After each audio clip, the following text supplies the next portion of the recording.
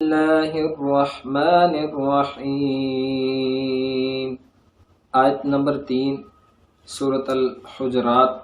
ان الذين يغضون اصواتهم عند رسول الله اولئك الذين امتحن الله قلوبهم للتقوى لهم مغفرۃ واجر عظیم۔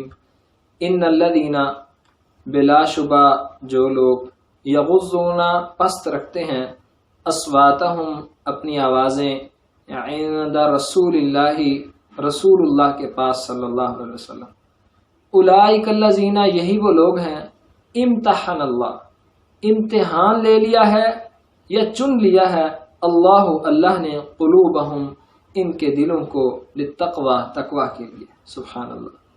یعنی جو نبی کا یہ ادب اور احترام کرے کہ نبی کے سامنے اپنی آوازیں پست رکھے، یعنی یہ علامت ہے مومن بندے کی کہ اللہ نے اس کے دل کو تقوی کے لیے چن لیا، اور یہ بہت بڑا خوش نصیب انسان ہے۔ لہم مغفرۃ واجر عظیم، ان لوگوں کے لیے مغفرت بھی ہے اور بہت زیادہ اجر بھی ہے۔